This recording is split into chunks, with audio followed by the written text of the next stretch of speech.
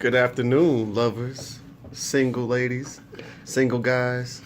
Today is the 5th installment of the Roundtable Podcast, and today we have hosting the illustrious Mr. Torey Turner. But we're going to go around the table and get the rest of the cast so we can get different views. So we're going to start to my right. Yes, sir. You got Marion here, a.k.a. Monk. We have Donielle here. Boop, boop, boop, boop, boop, boop. K Breezy first name, last name. You got Alex, a.k.a. Big Red Riding Hood. All right, people. Today our first topic is coming in from one of our avid listeners, and what that listener wants to know, and I think the rest of the world wants to know because I want to know, is how do you rate in importance, starting with number one being the most important? How do you rate love, communication, trust, sex, and commitment? Oh shit! So we gotta do like What's in what's important order. And why? Order, yeah. Oh, I thought I was just gonna pick one. I was gonna say sex. Shit. Damn, First get of all all, deep. Okay. Let me say what's up to Samandy. Good look out on that question, brother. I would start with trust, which leads into communication. If I can't trust what you're saying, there's no need in us having the conversation. So I would go trust, communication, love, commitment, and then sex. Why not communication first? Don't you need communication in order to trust someone? Nah, I need to trust what you're saying, though. Yeah, I feel like trust is the most important one. Also. I feel like, But I do feel like trust and communication could go. They can kind of go. It could be hand one in or hand, two. yeah. Yeah. I feel like Yeah. communication, because you gotta be able to stimulate my mind, and then I feel like, you know, then it's commitment, because it's like, no, I would not say. I would say communication, then trust, then commitment, then sex. Oh, I forgot love. Just throw that shit in there some kind of way. All love come with all that. If I trust you, I love you. If I'm committed to you, I love you. I say trust is the foundation because, like Mom said, if I don't trust you, there's really no reason to go further to anything else. And then communication, we speak about things that, what's our goals in life, where do we see each other, and things of that nature. Mm-hmm. And then to me, commitment before love and sex, because commitment, we're saying that we're pretty much Committed to one another. We're not dating other partners and things like that. Then I would prefer love before sex. Sometimes it doesn't happen that way, but to me, if love is established, sex is just the cherry on top. Exactly. It's like. Well said. Yeah, I think mine is exactly the same as yours. I think trust first, because if I can't trust you, I can't fuck with you. And then I'm going to go with communication. Trust, then communication, because like you said, you need to be able to stimulate my mind or be able to hold a conversation with me. And everybody know I'm big on conversation. So Right. I need to be able to know that you'll hold one with me. Then commitment, because I'm not about to fuck you. I'm not about to fuck you in a loving, trusting way, knowing that you're not committed to me. Like, that's a good point.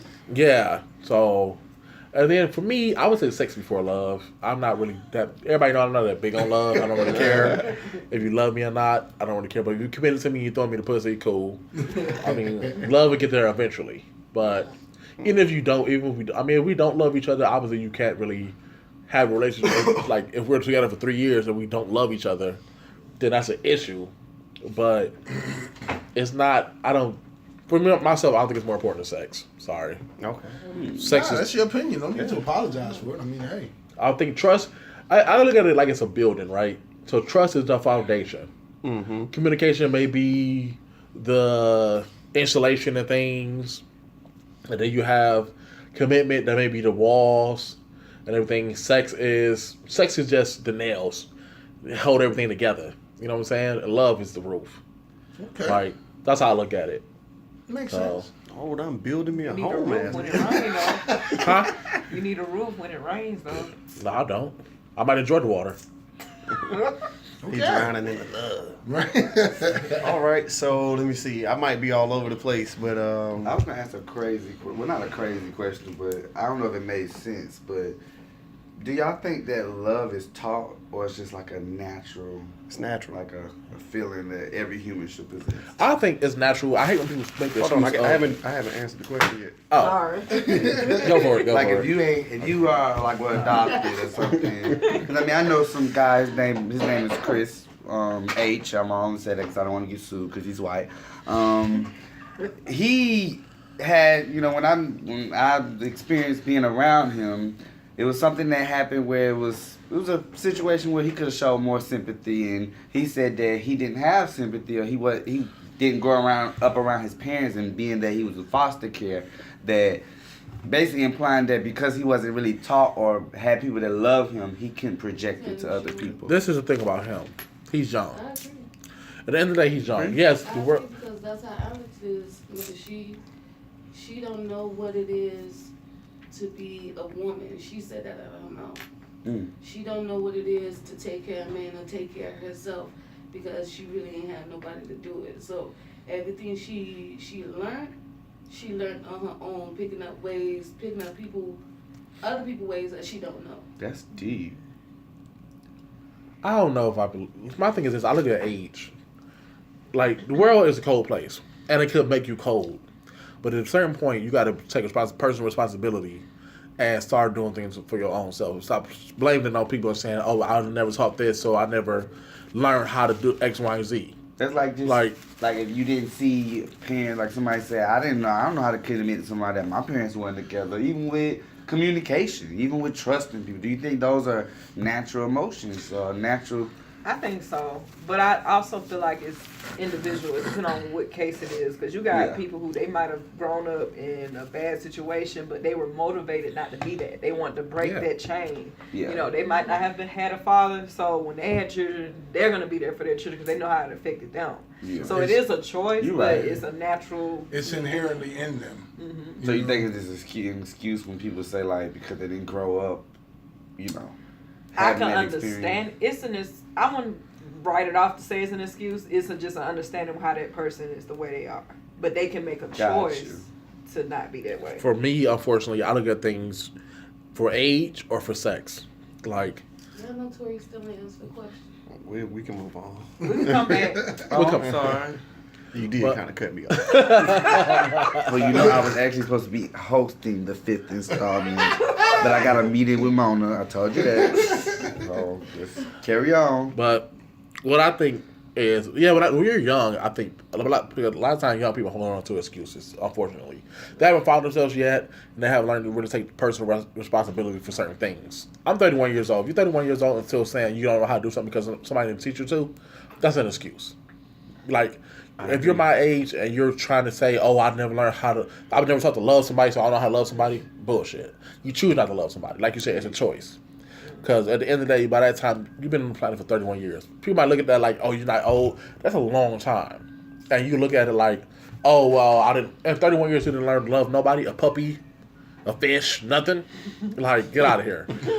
Like, you're choosing to be that way. And I'm pretty sure you love something. It's just the fact that that's your excuse to not give love to people, or it's a guard. It's keeping your guard up. I think it's a guard. Yeah, it's keeping your guard up. It's people out there who would use that as a way to not love you. It's just like how I'm pretty sure y'all women have experienced this, and I've done it myself, where you and the guy get along very well, and it started getting to a point where it seemed like things are gonna be great. Then all of a sudden he just started acting stupid, saying dumb shit, doing dumb shit. And you're just like, what the fuck? And then next you know, he sabotages it. Probably a lot of us men is that we are men and we feel like love makes us submit to a woman. And once a dude start falling, a lot of times when dudes start falling in love with a woman or loving a woman, they feel like all of a sudden they're submitting. I don't want to be pussy whipped. So then they start trying to go back to their old ways. Well, I'm gonna go do this. I'm gonna go do that because they're trying to fight. It's their guard. They're trying to fight the love because they feel like once the love equals submitting, which it doesn't. You're referring to a boy, not a man. Hey, at the end of the day, that's what it is. I mean, whatever you want to say, but it happens, and people will and they'll sabotage it because they don't know how to get themselves up or something, and that's what that is. It's like you say, it's your guard. It's you having a guard up and just being like, oh, well, I never was taught how to love somebody. No, you love this person, but you're so guarded, or you're so like, I don't want to give myself to this person because I feel like it's submitting that I'm gonna say this. So Yeah, I agree. What am I answering? but back to Torey, because Torey didn't get to answer the first question. Oh, okay. All right. So, Rate my, rate this in importance. So me, I had an issue with communication before on my behalf. You know, just like me not communicating something that if it bothers me, I just hold it in until it doesn't bother me no more, which is not good. But then I went through a relationship where I was like, damn, you gotta communicate to have any kind of for your relationship to flourish in any kind of way. But not only communicate, the communication has to be effective. So you can't just be communicating just for the sake of talking. Like, if there's an issue, what are we doing to resolve this issue? So that's what I'm saying. Anything, in a relationship, effective communication. So that's a big one for me. So that'll be your number one. That's my number one. Mm-hmm. So number two, maybe sex for me. Because I don't really have to like you to have sex. You know what I'm saying? There's people I just be like, I need to satisfy this feeling that I'm having right I now. understand. We saying in a relationship. Oh, see? In a relationship. Sorry, listeners. Disregard the last 1.6 minutes that you... Okay, the relationship communication still first. Right. I need to know that I can talk to you and feel comfortable talking to you about different things and knowing that you're not going to be a damn psycho when I talk to you about stuff. That we could just talk like friends, and I know we can eventually talk like lovers too. But so the communication is still number one for me. Number two would be trust. As I have trust issues, very bad. Like we can be cool. That don't mean I trust you really. Like, I don't put nothing past nobody because I don't even trust myself. Like I said, I won't slap the shit out that person, but then I haul off and slap the shit out somebody. Okay, Rick. So, right. So communication, 1, trust 2, sex number 3, and let me see, love, because now I got communication and trust, so I'm gonna love you. So really, yeah, because I usually have sex before the love comes in there, but it would be communication, trust, love, sex, then commitment. It makes sense. Yeah. Yeah, so that's an ideal relationship. Do y'all have anywhere that your relationship have gone? Like, have you, like, everybody's had a relationship, right? And a lot of times it's probably like sex first, and then... So it usually goes sex, communication, and that's it. Mine usually go communication, trust, sex, commitment, and then love. But I said love is kind of like... Cause I just if like we communicate right and I trust you, the love is gonna kind of like just naturally come. Exactly. The funny thing is, when I was going through my divorce, love and sex was the last two to go. Really? Was the Wow, that was beautiful, man. And understand, That's beautiful. That is. we still the best of friends now. Right. You know what I'm saying? So we still have some sort of love for each other. Yeah. Right. The sex was just great, so that wasn't going nowhere right off the bat. So sweet puss aside, it never. Yeah, that was always in play. Okay. The communication I think went first, and then the commitment, and then the trust, and the sex and the love was the last two in. That's smooth, brother. Yeah. I'm not surprised. See, for me, it normally goes... Because I'm not a relationship person, so I normally go on dates. And I normally have short spurts of things. So for me, it's normally communication first. We text, we go on a date, Right. we realize we have things in common, and, we, this, not the other. And then, once that happens, sex normally comes. Because, it's only all in one day. Communication, I've had time where I go on a date, and then the girl come back to my house, and we sit there, we talk for like 4 or 5 hours, just talk about whatever. Then we fuck. Sweet And puss aside. then, that keeps going. And then eventually it comes to trust. Now, I wouldn't say necessarily commitment, because, like I said, I haven't been in a relationship in a long time, so commitment and love doesn't come along. It just, So communication, sex, and trust. It's not hand to hand. So let's do let's use your imagination a little bit. Now, if you were somebody that was like really into relationships, what would be your order? I mean, I already gave You mine. did. Damn, my bad. Mine was still the same except for sex and love. So it was probably, it was trust, communication, commitment, and then sex and love. Because I feel this way. However. If you got communication, trust, and commitment from a long-term relationship, like I can communicate with you, I can be myself and be cool, and I trust you, and I'm committed to you. I'm not looking, I'm not trying to be with nobody else. The love and sex is going to be there. That's what I feel. And it still come with, like, were y'all friends before y'all started dating, or y'all just, like, meet each other? Because if I was friends with you, communication and trust was already there. Exactly. Like, that was already there. So that means if it was a situation where I was friends with you for, like, a month or a year, then it's communication and trust. That's already there. I trust you as a friend, and we already got great communication. So if that's the case, then sex will come after that. Or no, sex will come after that. Okay. So it just depends. Yeah, it depends. All right. So the question I want answered, because we had a debate about it earlier, is: are people naturally good or evil? I answer that easily. I say I think people are naturally good. I think it takes something happening to someone to turn them into that bad person, or to make them, feel like they're like somebody else is not good. I agree. You know what I'm saying? I think inherently people are good. People want to do good. They want, what's best for someone else. Because you always see the glass as half full. Exactly. I like that. I disagree. People are inherently evil. I'm going to tell you why I believe this. Because you have to be taught what's the difference between good and bad. Even the Bible says we're born into sin. So you have to be taught what's good and bad. And not only that, people will do bad things if they're allowed to get away with it. If you have a son and a daughter, and they know they're not to jump on the couch, they're not going to jump on the couch when you're around. But if I'm a person who just doesn't care that they jump on the couch, they go jump on the couch when I'm around. But then there's a thing called integrity, where you do the right thing even when nobody is looking. But that's true, but unfortunately people only show integrity when people care about their integrity. Like if I didn't, like you care about your kids not jumping on the couch, they're not jumping on the couch. But if I'm a person, I don't really care what y'all do, they're going to do it. Unfortunately, people take advantage. Like I said, the nicest old lady will take advantage if you allow her to.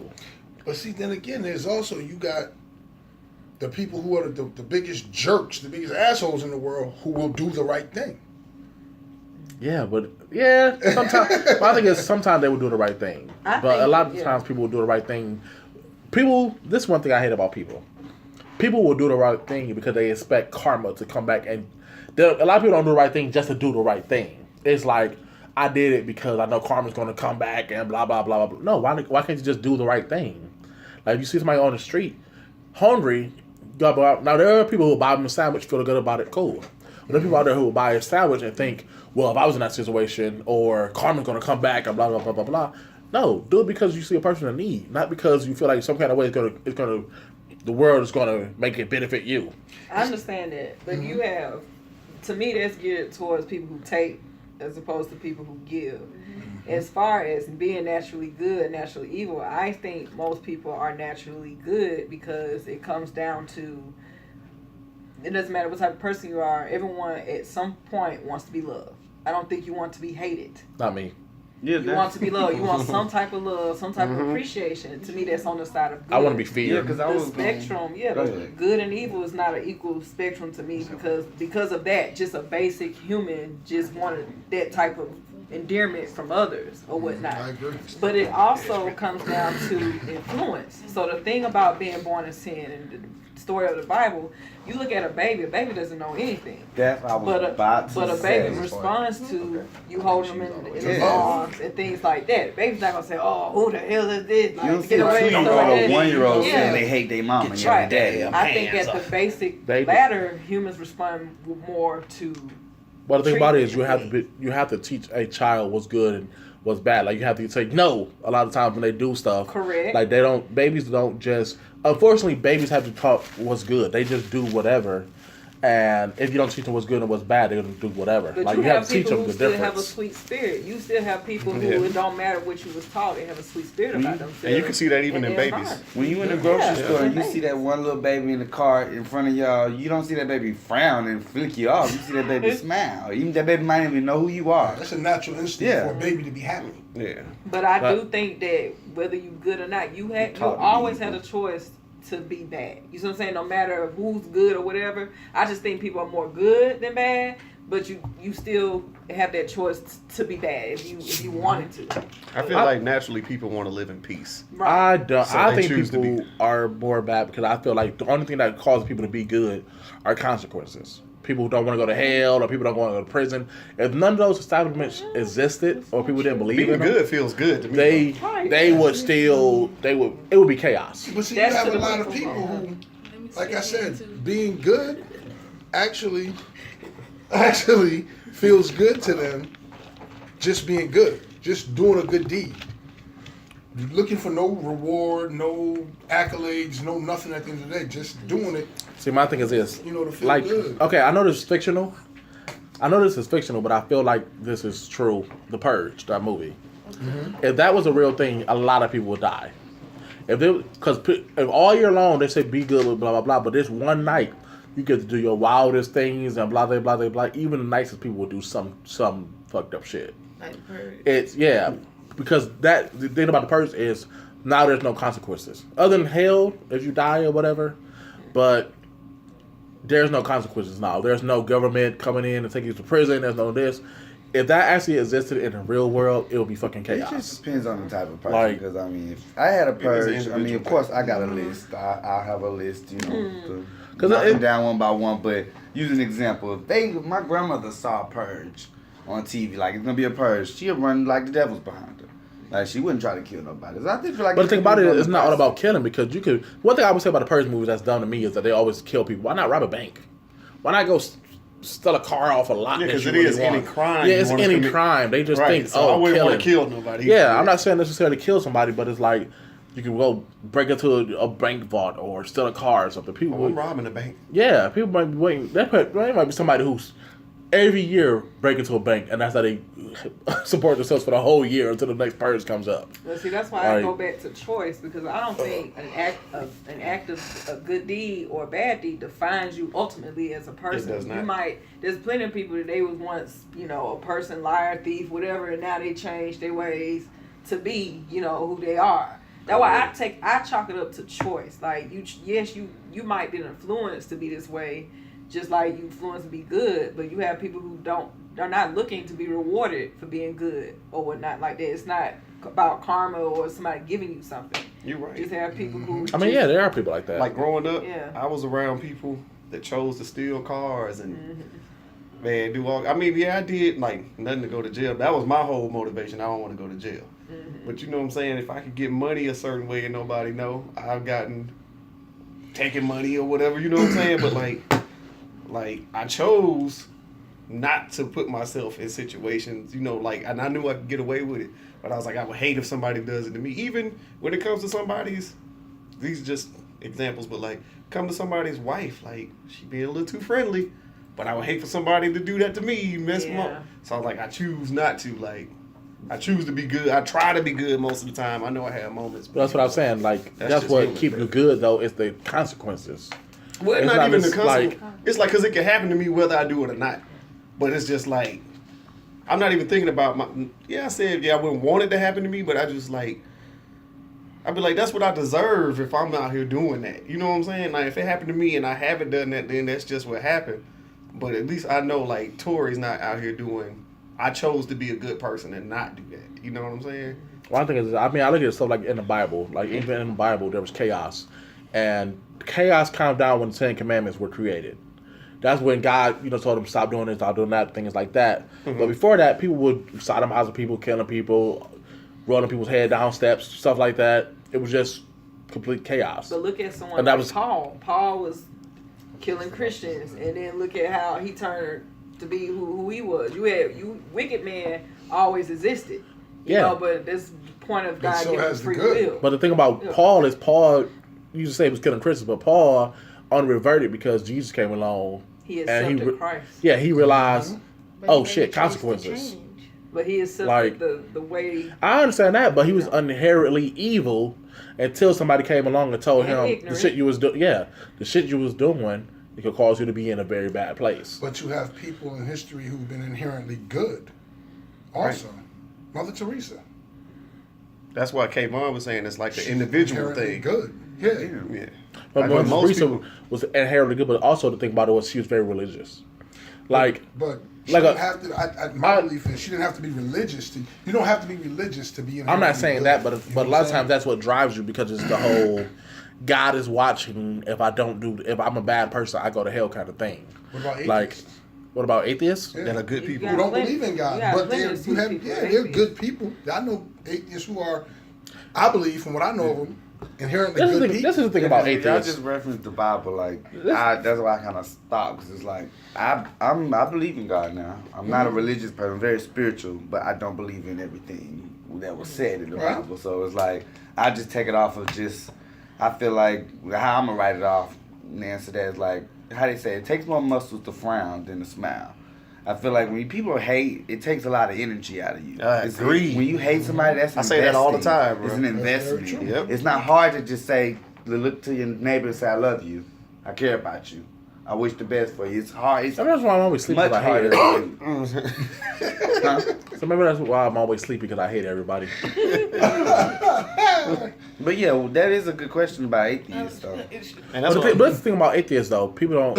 Atheists don't believe in God, but they believe in the devil, which I think is the dumbest thing ever. It depends on who it is. Like, you have different levels. It's like vegans and vegetarians. I was gonna say agnostic. It's like vegans and vegetarians. I mean, you got some that don't believe in it, but you also got some that believe in the devil and not God, which I think that's extremely stupid to me.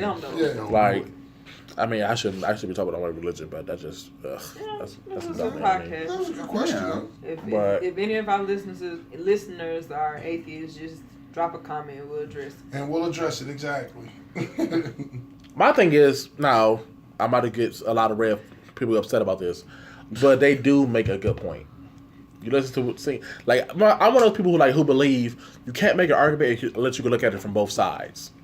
True. So I can look at it from a Christian standpoint of why God exists, but I can also look at it at an atheist standpoint and be like, there's a lot of holes, there's a lot of plot holes, there's a lot of things. Yeah, you can make a lot of good points things about this. So it is what it is. But me, I'm sorry, I much rather be right than if I'm a Christian and I'm right, I'm going to heaven. If I'm wrong, I don't know. Well, I'm gonna be a ghost.